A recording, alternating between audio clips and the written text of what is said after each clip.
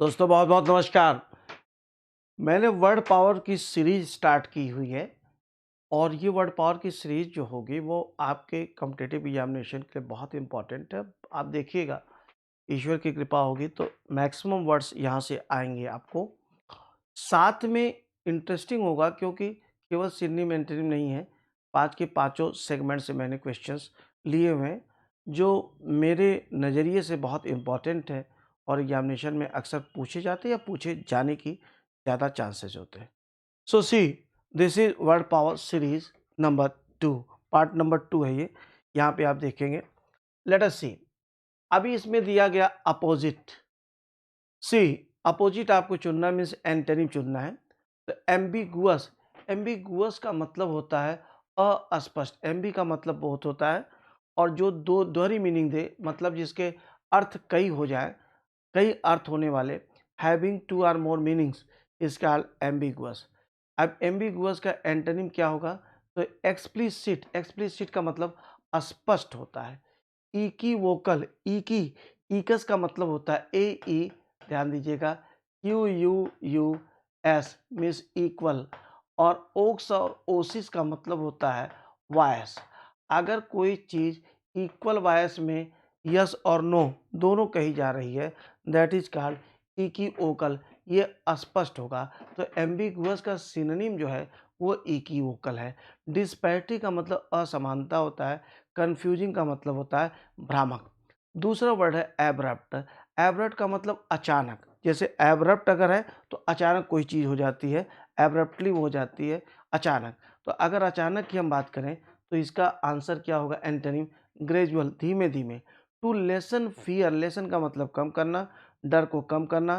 Frankness, इसका मतलब the quality of being Frank, मतलब फ्रैंक होने की जो क्वालिटी होती है उसे हम फ्रैंकनेस कहते हैं। तो फ्रैंकनेस की जब हम बात करें तो इसका मतलब फ्रैंक, अस्पष्ट हो गया।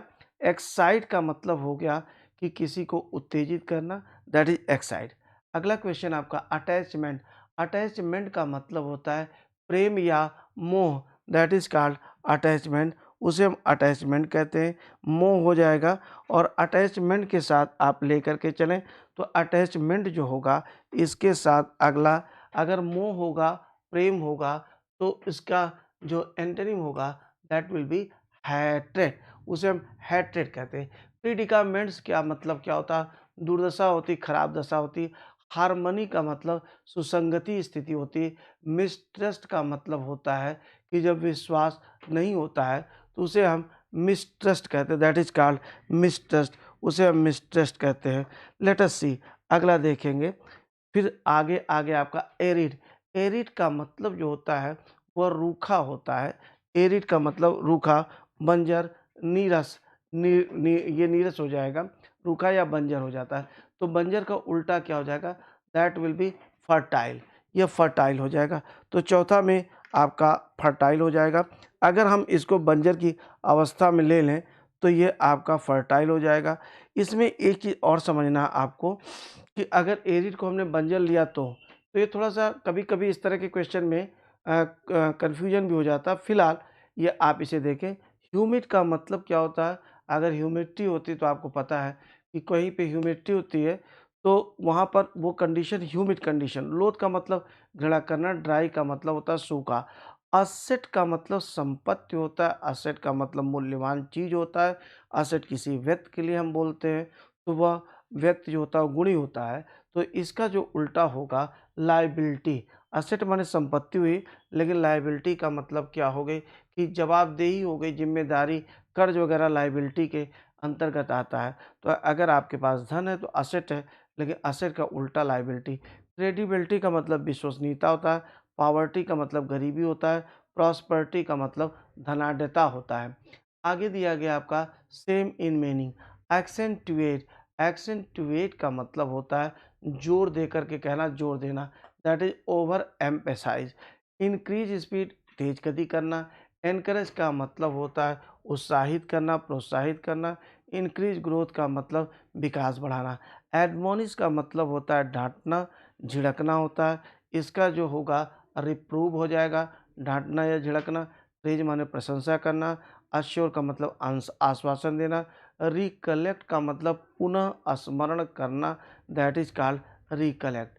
क्वेश्चन नंबर 8 एमिकेबल है। एमिकेबल का मतलब मैत्रीपूर्ण होता है, दैट इज एमिकेबल, मैत्रीपूर्ण हो जाएगा।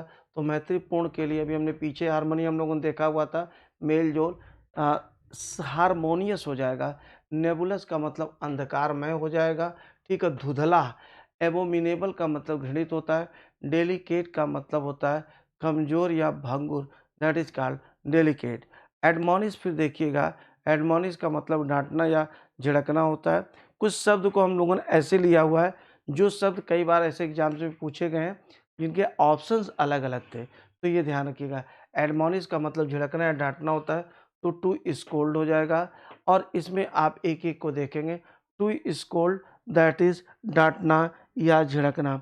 अगला जो वर्ड दिया गया है दैट इज कॉल्ड, नेक्स्ट को आप देखेंगे, ये दिया गया है इम्पावरिश।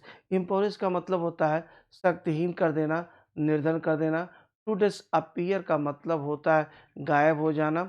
और टू ब्रैग, ब्रैग का मतलब होता है डींग मारना। एब्सटेन का मतलब एब्सटेन के साथ प्रीपोजिशन फ्रॉम लगता है, और एब्सटेन का मतलब होता है से दूर रहना। इसका जो सिनोनिम होगा दैट इज रिफ्रेन। स्पॉइल का मतलब खराब करना हो जाएगा। और पुट ट्रबल का मतलब समस्या उत्पन्न करना। डेराइव का मतलब होता है जैसे हम जब सूत्र वगैरह निकालते हैं, दैट इज कॉल्ड डेराइव, उसे हम डेराइव कहते हैं, दैट इज कॉल्ड डेराइव। अगला जो क्वेश्चन दिया गया है वो क्वेश्चन आपके सामने है, और वो क्वेश्चन ये कहता है कि that is one word substitution. ये वन वर्ड सब्सटीट्यूशन का क्वेश्चन है। लेट अस सी, थोड़ा सा ध्यान दीजिएगा। A word composed of the first letters of the words in a phrase. आप देखिएगा जैसे हम सार्क बोलते हैं, तो सार्क क्या हो गया, ये पहला जो वर्ड्स होते हैं, ठीक है, उनका पहला लेटर लेकर के जो बना नाटो बना दिया, तो नाटो क्या हो गया, ये पहला लेटर लेकर के हम लोग सारे शब्द का बनाते हैं। That is SAARC, that is NATO, that is UNICEF, है ना। ये सब सारे जो होते हैं उन्हें हम क्या कहते हैं, दैट इज कॉल्ड, गौर करिएगा, एक्रोनिम। उन्हें हम एक्रोनिम कहते हैं। तो एक्रोनिम का मतलब हो गया कि जो पहले लेटर से, हर वर्ड के पहले लेटर से मिल करके जो शब्द बनता है उसे हम एक्रोनिम कहते हैं। अगला जो इसमें आप देखेंगे, तो अगले को गौर करिएगा, और ये दिया गया है आपके सामने। अगला एब्रिजमेंट। एब्रिजमेंट, एवरेज का मतलब होता है कि कम करना, दैट इज कॉल्ड एब्रिजमेंट, संक्षिप्त करना, एब्रिजमेंट हो जाएगा। और अगला जो वर्ड दिया गया है, गौर करेंगे अगले वर्ड पे, एब्रिजमेंट, एब्रिजमेंट के आगे दिया गया है, लेट अस सी, ये दिया गया अल्मेनक एनाक्रोनिज्म। एनाक्रोनिज्म पे जरा सा गौर करिएगा। एनाक्रोनिज्म क्या होता है। एनाक्रोनिज्म का मतलब होता है कि कोई भी चीज़ जो आउट ऑफ टाइम होती है उसे हम एनक्रॉनस कहते हैं, ठीक है, एनाक्रोनस कहते हैं। और जो आउट ऑफ प्लेस होती है उसे हम इनकांग्रुअस कहते हैं। कायदे से देखते रहिए, वर्ड्स को इनकांग्रुअस कहते हैं। तो याद करिएगा, क्रोनस, क्रोनस का मतलब होता है टाइम, क्रोनस का मतलब टाइम। ये वर्ड पावर में मैं आपको पढ़ाता हूँ। आपने अगर वीडियो में पीछे देखा होगा तो ज़रूर देखा होगा इसको। एना का मतलब होता है नेगेटिव प्रेफिक्स होता है। तो एनाक्रोनस अगर कोई चीज़ है तो इसका मतलब आउट ऑफ टाइम। एनाक्रोनिज्म जो है वो नाउन हो जाएगा, दैट इज नाउन। तो something, the situation of being out of time. और आउट ऑफ प्लेस जो होता है इनकांग्रुअस होता है। आगे आप देखेंगे अलमैनक दिया गया। अलमैनक जो होता है वो क्या होता है, वो जैसे जो कैलेंडर होता है अलमैनक, तिथि पंचांग पत्र, that is called almanac. A person of obscure position who has gained wealth, जो मतलब किसी ने वेल्थ प्राप्त कर लिया है लेकिन उसकी पोजीशन अस्पष्ट है, मतलब किसी तरह से उसने धन इकट्ठा कर लिया है, धनी हो गया है, उसे हम पारवेन्यू कहते हैं, दैट इज कॉल्ड पारवेन्यू। अब जरा सारे वर्ड्स का अर्थ देखिएगा। प्रॉमिस्क्यूअस जो है वो असंयमी को हम कहते हैं, वो बहुत कामुकतापूर्ण व्यक्ति होता है, उसे हम कहते हैं प्रॉमिस्क्योर। एक्स्ट्रावेगेंट का मतलब खर्चीला हो जाता है। और समचुअरी जो होता है वो, समचुअस जो होता है बहुत शानदार, तो उसी तरह समचुअरी है, समचुअरी का मतलब आलीशान या शानदार। The depository where state records and documents are preserve. ऐसा स्थान जहाँ पे स्टेट के रिकॉर्ड और ये सब सरकारी चीज़ें रखे जाते हैं, उसे हम आर्चीव कहते हैं, that is called archive. Archive का मतलब हो गया कि सरकारी जो रिकॉर्ड्स वगैरह रखे जाते हैं, that is called archive.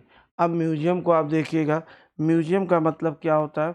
Museum जो होता है उसका सीधा-सा तात्पर्य ये है म्यूज़ियम, अजायब घर जिसे आप कहते हैं, दैट इज़ कॉल्ड म्यूज़ियम। ये लाइब्रेरी के लिए दिया गया था, लाइब्रेरी है, पुस्तकालय। That which is no longer fashionable or in use, जो अभी फैशन में नहीं है या यूज़ में नहीं है, उसे हम ऑब्सोलीट कहते हैं। वो क्या है? आउट ऑफ डेट है, मृतप्राय। अनयूज्ड का मतलब जिसका प्रयोग न हुआ, एंशिएंट का मतलब प्राचीन, और ओल्ड का मतलब होता है पुराना।